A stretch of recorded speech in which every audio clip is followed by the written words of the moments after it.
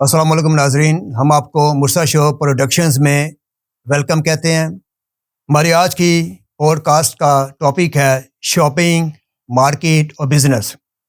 और इसी सिलसिले में बातचीत के लिए हमारे स्टूडियो में आज एक बिजनेसमैन जिनकी शॉप्स पैनोरामा सेंटर में है मौजूद है, मिस्टर शहरयार साहब। तो आए मिस्टर शहरयार साहब से ही जानते हैं कि ये बिज़नेस में कैसे बने और ये इसके फ्यूचर को ये कैसे देखते हैं। अस्सलाम वालेकुम शहरयार साहब। वालेकुम अस्सलाम। आपका सबसे पहले बहुत बहुत शुक्रिया, आपने मुझे अपनी पॉडकास्ट में इनवाइट किया। तो शहरयार साहब, आप माशाल्लाह नौजवान हैं और कामयाब बिजनेसमैन हैं। पहले तो मुझे बताएं कि आप इतने कामयाब बिजनेसमैन कैसे बने और इतने नौजवानी में बिजनेसमैन बनना कैसा लगता है? सबसे पहले तो ये है कि मेरे माँ बाप की दुआएं हैं और जो है बेशक इसके पीछे बड़ी कोशिश है, बड़ी जदोजहद है। और मैंने सफ़र किया था इसका, तो मैं एक मोबाइलों को जो है ना रिपेयरिंग का काम करता था। अच्छा। रिपेयरिंग का काम करते करते किसी ने मशवरा दिया कि यार ये आप मोबाइलों की फील्ड छोड़ें, इस वाली फील्ड में आएँ, आप जो है बुटीक साइड वाली साइड पे आएँ, इसमें बड़ा काम है, बड़ा बेनिफिट है, आप इस वाली फील्ड में आएँ। और मेरे वालिद साहब की बड़ी सपोर्ट थी। अच्छा। मेरे वालिद साहब ने बड़ी सपोर्ट की और जो है क्योंकि उनका शुरू से यही काम कर रहे हैं, 20 से 25 साल हो गए, बल्कि काफ़ी उम्र हो गई है उनकी, ये सारी ज़िंदगी हो गई है वो यही काम कर रहे हैं। इन पैनोरामा में भी शॉप्स ही थी? हाँ, पैनोरामा में भी शॉप वगैरह थी। आपके वाले तो उन्होंने बस उनको देख देख के मुझे भी शौक हुआ कि मैं भी ये जो है ना इस वाली फील्ड में हूँ। अच्छा। तो बस इस फील्ड में मैं आ गया। बस जो आपका मोबाइल का कारोबार था वो किस जगह पे था? मोबाइलों का कितने साल तक आपने किया? मोबाइलों का काम मैंने 4 से 5 साल किया है और हार रोड पे भी किया, फीस सेंटर में भी किया, लेकिन कुछ मामलात की वजह से और जो इस वक्त मुल्क के हालात हैं और ये पीटीए का मसला है, जो आजकल मोबाइल वगैरह बंद हो रहे हैं पीटीए से, बहुत इश्यूज़ वगैरह थे आ रहे थे इसके अंदर, तो इस वजह से ये मोबाइलों का काम वगैरह मुझे ख़त्म करना पड़ा।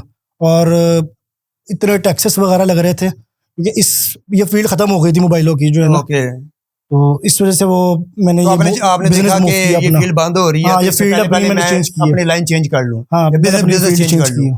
ओके, तो कब से आपने ये पैनोरामा में शॉप्स खोली हैं? कितनी देर हो गई, कितने साल हो गए, कब से हैं? 1 से 1.5 साल हुआ। अच्छा। और उसमें ये है कि बड़ा अच्छा बेनिफिट मिला है, जो सोचा हुआ था लेकिन वो तो नहीं मिला क्योंकि इस वक्त जो मुल्क के हालात है ना कारोबार के, तो बहुत डिस्टर्ब है। तो लेकिन फिर भी है, शुक्र अल्लाह का। जी जी। जितने अच्छी गुजरगात हो रही है अपनी, अच्छी खासी गुजरगात हो रही है। शादियों का सीजन होता है, ठीक है जी, तो यानी कि बिजनेस में भी यानी कि तेज़ी आ जाती है, लोग जाते हैं बाहर शॉपिंग करते हैं, चीज़ें खरीदते हैं। तो आप इस बारे में क्या कहेंगे कि शादियों का सीज़न कारोबार के हवाले से कितना अच्छा होता है और कितना बेनिफिट आपको होता है?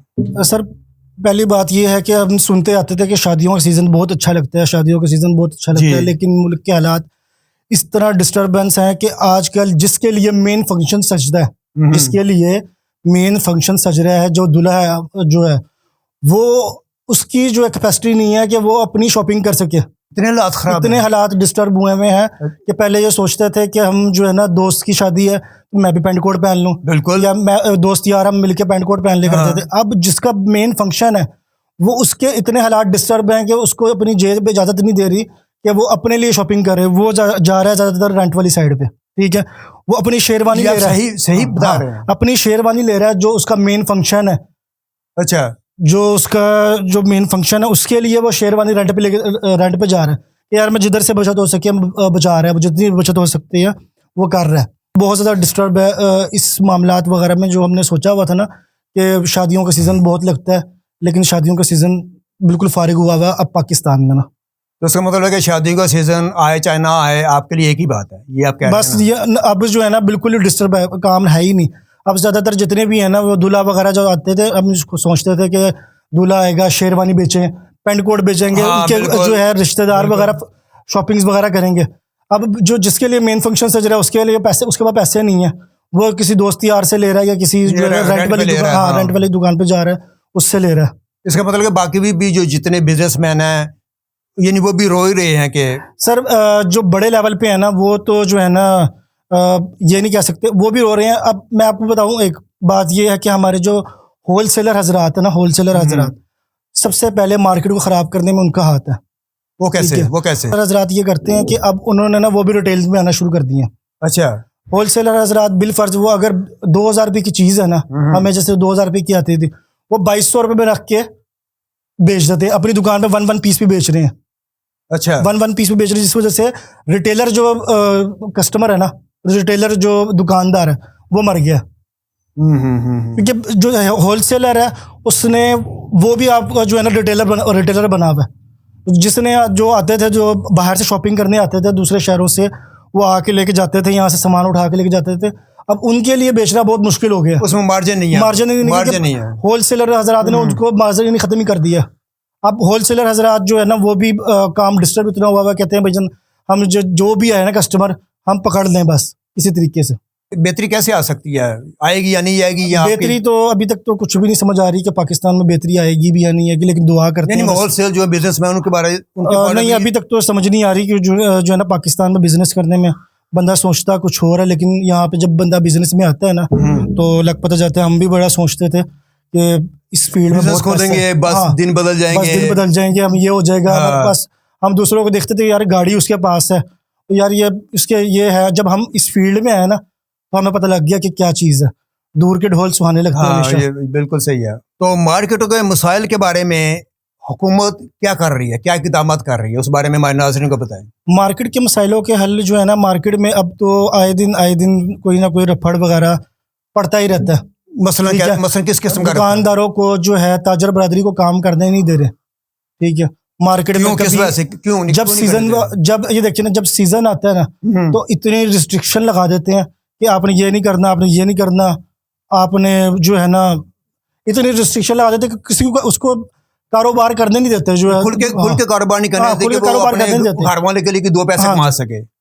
अब ये देखें कि अब जो है ना इन्होंने नई पॉलिसी जारी की हुई है मार्केट में कि जो पहले हमारे पास दुकानों पे आपने अक्सर देखा होगा कि डिमीज वगैरह लगती थी डिस्प्ले वगैरह के लिए, वो खत्म कर दी है उन्होंने। अच्छा, ठीक है। उन्होंने कहा कि आप अपनी दुकान की हदूद के अंदर रखें।